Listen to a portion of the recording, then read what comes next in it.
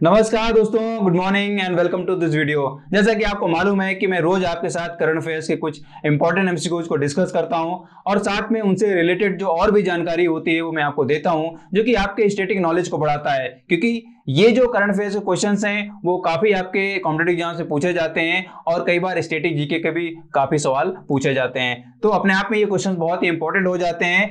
आज के भी जो क्वेश्चंस हैं अपने आप में बहुत ही अच्छे क्वेश्चंस हैं। आप वीडियो को पूरा देखिएगा, लास्ट तक देखिएगा और टाइम को बिना वेस्ट किए हुए शुरू करते हैं ये वीडियो और देखते हैं फर्स्ट क्वेश्चन क्या है। तो फर्स्ट क्वेश्चन है, हु हैज ज्वाइंड स्पॉर्जो as strategic adviser and ambassador. रणनीतिक सलाहकार और एम्बेसडर के रूप में स्पॉर्जो में कौन शामिल हुआ है। यहाँ पे नाम दिए गए हैं लिएंडर पेस, सचिन तेंदुलकर, सानिया मिर्जा एंड साइना नेहवाल। तो करेक्ट आंसर जो है दैट इज लिएंडर पेस। आपको मालूम है कि लिएंडर पेस जो है वो इंडिया के लीजेंड टेनिस प्लेयर हैं और इन्होंने स्पॉर्जो को ज्वाइन किया है as a strategic adviser and ambassador के रूप में। मैं आपको बता दूं कि स्पॉर्जो जो है, ये तो पहले आपको नाम याद हो जाना चाहिए। स्पॉर्जो जो है एक ऑनलाइन स्पोर्ट्स एजुकेशन कंपनी है, जो कि यहाँ पे एक तरीके से इसको समझ लें कि ये एक ऐसी कंपनी है जो कि ऑनलाइन सपोर्ट देती है, एक तरीके से असेसमेंट टूल देती है उन लोगों को, उन स्पोर्ट्स पर्सन्स को जो कि एक तरीके से डेडिकेटेड है अपने स्पोर्ट्स के टर्म में। और उन टूल्स के थ्रू वो स्पोर्ट्स पर्सन एक तरीके से रोड मैप तैयार कर सकता है, अपनी स्किल सेट को, अपनी पर्सनैलिटी को उसके हिसाब से ढाल सकता है। और मतलब जैसे मैंने आपको बताया कि बेसिकली ये क्या करता है, ये प्लेटफॉर्म असेसमेंट टूल प्रोवाइड कराता है। तो असेसमेंट टूल का मतलब यहाँ पे रिलेशन ऐसे है कि पहले आपको एक तरीके से ट्रेनिंग मॉड्यूल्स दिए जाएंगे, एक तरीके से एजुकेशन दी जाएगी आपको अपने स्पोर्ट्स में, और उसके बाद वहां पे आपको अपनी असेसमेंट करने का भी एक तरीके से एक बढ़िया फीचर वहां पे दिया गया है। राइट, तो अपने आप में बहुत इंपॉर्टेंट है, स्पोर्ट्स के टर्म में क्वेश्चन पूछा जा सकता है, जरूर याद कर लें। Now the next question, Which institute has developed a technology called Advanced Oxidation Technology और TADOX। बहुत ही इंपॉर्टेंट है, यहाँ पे नाम याद हो जाना चाहिए। TADOX किस संस्थान ने इसको विकसित किया है। तो यहाँ पे ऑप्शंस गिवन है, IIT Delhi, IIT Mumbai, the energy and resources institute TERI जिसको बोला जाता है, और नेक्स्ट है भाभा एटॉमिक रिसर्च सेंटर। तो जो करेक्ट आंसर है that is the energy and resources institute TERI. ये भी आपको इंपॉर्टेंट एक तरीके से इंस्टीट्यूट है, ये भी याद रहना चाहिए। टेरी का फुल फॉर्म यहाँ पे है the energy and resources institute, ये पहली बात तो याद हो जाना चाहिए। और कमाल क्या किया है इन्होंने कि टैडॉक्स एक तकनीकी इन्होंने विकसित की है, टेक्नोलॉजी को डेवलप किया है। और मैं आपको बताऊं इस टेक्नोलॉजी का जो एडवांटेज होने वाला है, जो यूज होने वाला है, वो बेसिकली जो म्यूनिसिपल सीवेज हैं या जो इंडस्ट्रियल वेस्ट वाटर है, जो कि बहुत ही मतलब कि हाईली पॉल्यूटेड होता है, इन वाटर को मतलब कि इस पॉल्यूटेड वाटर को ट्रीट करने के लिए ट्रीटमेंट प्लांट्स जहां भी हैं, तो उन ट्रीटमेंट प्लांट्स में इस टेक्नोलॉजी का इंटीग्रेशन किया जा सकता है। तो अपने आप में पहली खासियत इसकी यही बन जाती है कि जो एग्जिस्टिंग ट्रीटमेंट प्लांट्स हैं वाटर को ट्रीट करने के लिए, पॉल्यूटेड वाटर को ट्रीट करने के लिए, वहां पे इस टेक्नोलॉजी का इंटीग्रेशन किया जा सकता है।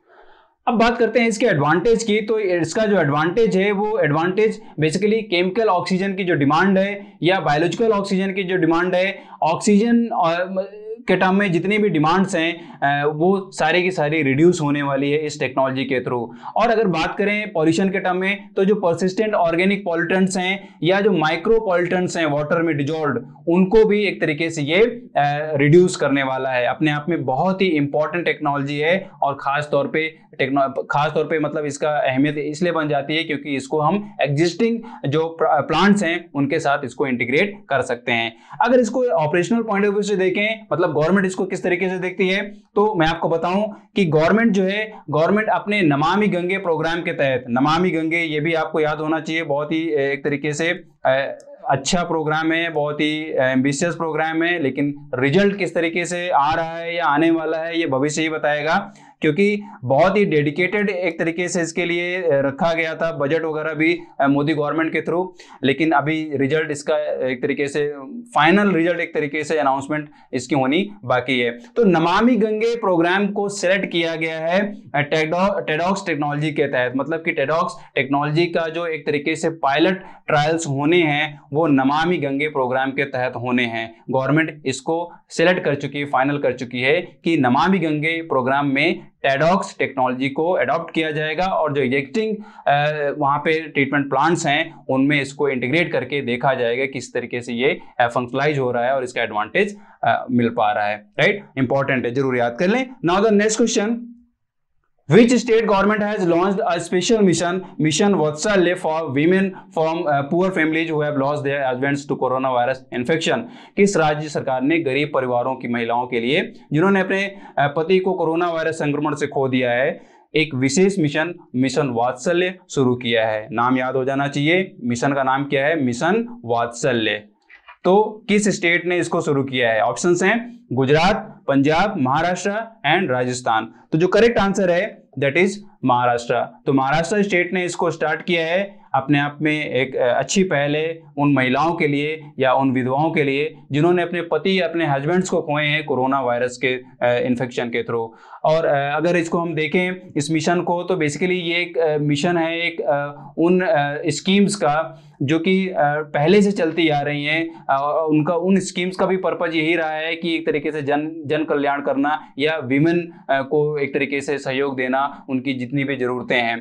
तो ये इसमें बताया जा रहा है लगभग 18 जो स्कीम्स हैं उनको एक तरीके से यहाँ पे आप ये जरूर इसको याद कर लें, 18 स्कीम्स हैं यहाँ पे। इन स्कीम्स को ऐड किया गया है, इसका एक बंच बनाया गया है और फाइनली यहाँ पे नाम दिया गया है इसको मिशन वात्सल्य। इस मिशन में इन सारी स्कीम्स को ऐड करके इसको एक तरीके से प्रमोट किया जाना है और हेल्प की जानी है उन महिलाओं की जो कि एक तरीके से सफर कर रही हैं अपने हस्बैंड्स को खोने के बाद, राइट। इंपॉर्टेंट है, जरूर याद कर लें। Now the next question, Who has been appointed as Director General of the Border Security Force BSF? सीमा सुरक्षा बल BSF के महानिदेशक के रूप में किसे नियुक्त किया गया है? बहुत इंपॉर्टेंट है अपॉइंटमेंट के टर्म में। तो यहाँ पे जो ऑप्शंस हैं पंकज कुमार सिंह, अजीत कुमार डोवाल, जनरल बिपिन रावत, बीरेंद्र सिंह धनोआ।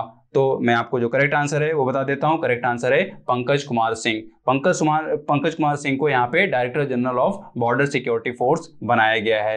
तो ये आपको जरूर याद हो जाना चाहिए। बाकी जो ऑप्शंस हैं ये भी अपने अपने पद पे अपने अपने इंपॉर्टेंट पद पे हैं। मैं ये आप पे छोड़ता हूँ, आप इसको फाइंड करिए, इसका आंसर फाइंड करिए और कमेंट बॉक्स में बताइए कि ये किन फील्ड से रिलेट करते हैं। जनरल बिपिन सिंह रावत क्या है, वीरेंद्र सिंह धनोआ क्या है, अजीत कुमार डोभाल क्या है, राइट। आप इनको डिटेल में पढ़ें और इनके बारे में जाने जरूर। देखिए ये छोटे छोटे जो डायमेंशंस हैं इनको आप खुद से जब आप करना सीखेंगे तो आपकी एक तरीके से एक अप्रोच बन जाएगी कि मटेरियल को किस तरीके से पढ़ना है। एकदम से आप पूरा एक मतलब कि जिसको बोला जाता है कि बुक ओपन करके बैठ गए और पढ़ना स्टार्ट कर दिया, तो वो आपकी स्मार्ट जो स्टडी होती है वो कहीं ना कहीं मिस कर जाती है। आप डायमेंशंस को भूल जाते हैं, आप सिर्फ रीडिंग पे फोकस करते हैं और ज़्यादा से ज़्यादा कंटेंट को पढ़ने की कोशिश करते हैं। लेकिन आप चाहे जितना भी, ये मतलब एक फैक्ट है, आप कितने भी टैलेंटेड क्यों ना हो, लेकिन जब आप बहुत ज़्यादा कंटेंट को पढ़ने लगते हैं और वो डायमेंशन सेट नहीं हो पाता है, एक स्ट्रीमलाइन में स्टडी नहीं होती है, तो वो आपके कॉम्पिटिटिव पॉइंट ऑफ व्यू से आपको पीछे ले जाता है, आपकी रैंक को पीछे ले जाता है या आप सिलेक्शन नहीं ले पाते हैं। तो इस चीज़ का हमेशा ख्याल रखें। कंपटीशन के टर्म में जितने भी डायमेंशंस होते हैं उन डायमेंशंस को लिखें, नोट डाउन करें और उन्हीं डायमेंशंस में स्ट्रेटजी बना के स्टडी करें। बिकॉज कंपटीशन में नॉलेज से कहीं ज़्यादा इंपॉर्टेंट होता है आपकी एक तरीके से स्ट्रीमलाइन स्टडी और फोकस्ड स्टडी, राइट। क्योंकि कंपटीशन में एक चीज ये भी आपको याद रखनी होती है कि ज्यादा से ज्यादा जो इजी क्वेश्चंस हैं वो आपसे छूटे ना, और जो बहुत टफ क्वेश्चंस हैं उनको आप बाद में करने की कोशिश करें, उनको आप पहले टच मत करें क्योंकि उसमें बहुत सारा टाइम आपका वेस्ट हो जाता है। तो ये सारे कुछ इंपॉर्टेंट पॉइंट्स हैं, स्ट्रेटजीज हैं जिनको बना के आप अपने कॉम्पिटिटिव पॉइंट ऑफ व्यू में बहुत अच्छी प्रिपरेशन कर सकते हैं, राइट। नाउ देखते हैं नेक्स्ट क्वेश्चन क्या है। Chandrasekharan, popularly known as Olympian Chandrasekharan, has passed away. He was related to which sport? Olympian Chandrasekaran के नाम से मशहूर ओ चंद्रशेखरन का निधन हो गया है, वो किस खेल से संबंधित थे? तो मैं आपको आंसर बता देता हूं, आंसर है फुटबॉल जी। तो फुटबॉल टीम के वो मेंबर थे और 1960 में जो रोम ओलंपिक्स हुआ था उस टीम के ये मेंबर थे और ये एक डिफेंडर के तौर पे खेलते थे, बहुत ही अच्छे खिलाड़ी माने जाते थे। तो इनका निधन हो गया है, राइट। तो अपने आप में ये बहुत इंपॉर्टेंट है, ये भी पूछा जा सकता है। और ये थे हमारे आज के कुछ इंपॉर्टेंट क्वेश्चंस जो आपके एग्जाम्स में जरूर हेल्प करेंगे। जितना डिटेल में हो इसको आप जरूर पढ़ लें, इनके जितने भी पॉइंट्स हैं, जितने भी टर्म्स हैं उनको आप डिटेल में पढ़ें, उनकी नोट्स बनाएं। मिलता हूं मैं आपसे नेक्स्ट वीडियो में, और वीडियो को लाइक करें, शेयर करें, अगर चैनल में नए हैं तो इसको आप सब्सक्राइब कर लें, साथ में बेल आइकन को प्रेस कर लें। अगर सोशल मीडिया में फेसबुक और इंस्टाग्राम पे हैं तो वहां पे भी फॉलो करें, ताकि जो इंपॉर्टेंट अपडेट्स हैं वो आपसे मिस ना हो। मिलता हूं आपसे नेक्स्ट वीडियो में, तब तक के लिए थैंक यू।